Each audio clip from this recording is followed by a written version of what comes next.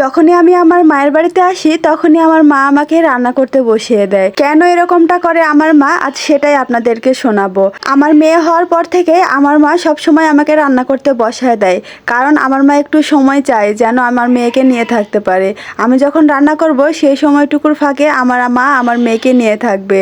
আর যদি আমার মা রান্না করে তাহলে তো আর আমার মেয়েকে নিয়ে থাকার সময় পাবে না, সেজন্য আমাকে রাঁধতে হয়। যেহেতু আমার মা সারাটা দিন অনেক কাজে ব্যস্ত থাকে, আমার মায়ের হাঁস, মুরগি, গরু, ছাগল, এক কথা সব ধরনেরই পশু প্রাণী আছে যেগুলোকে আমার মা সারাদিন দেখাশোনা করে।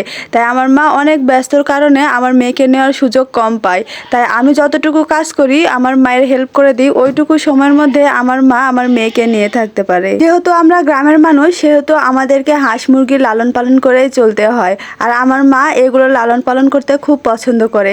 আর আজকে কিন্তু আমি রান্না করব আমার মায়েরই পালন করা দেশি মুরগি। দেশি মুরগি খেতে কিন্তু অনেক মজা লাগে, আর তার উপর যদি হয় পাটায় বাটা মশলা।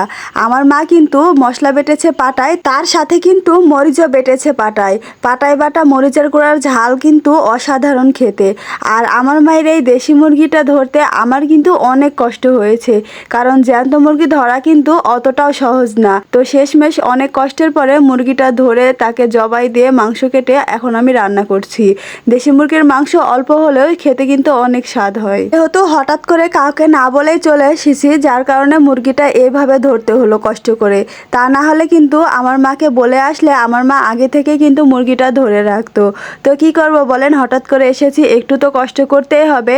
আর আমি কিন্তু কষিয়ে রান্না করি। আর দেশি মুরগির মধ্যে এই সুন্দর সুন্দর আলু দিয়ে দিয়েছি আমি। দেশি মুরগির কিন্তু আলু দিয়ে ঝোল খেতে অনেক বেশি ভালো লাগে। আলু কিন্তু শুধু মুরগিতে না, গরুর গোশতেও কিন্তু আলু দিলে অনেক স্বাদ লাগে। দুপুরবেলা আমি রান্না করছি আর এইদিকে কিন্তু হঠাৎ করে এত জোরে বৃষ্টি আসছে তা বলার মতো না, প্রচণ্ড জোরে বৃষ্টি ধরেছে।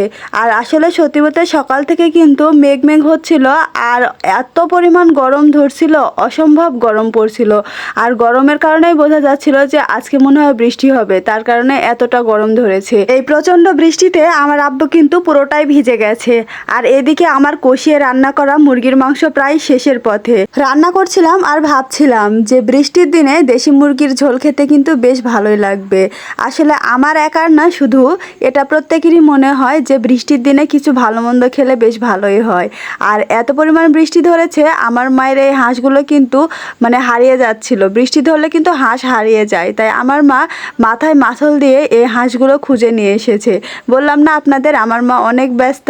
তো এই যে দেখেন, বৃষ্টিতেও কিন্তু আমার মায়ের শান্তি নেই। সব সময় আমার মাকে এই হাঁস মুরগির দিকে খেয়াল রাখতে হয়, তা না হলে বৃষ্টির সময় শিয়ালগুলো কিন্তু হাঁস মুরগি খেয়ে নেয়। যাই হোক, আমার মুরগির মাংস রান্না করা শেষ, এখন শুধু মশলার গুঁড়োগুলো দিয়ে দিচ্ছি। আর মশলার গুঁড়ো দেওয়ার পরে কালারটা কেমন হয়েছে সবাই অবশ্যই কমেন্টে জানাবেন।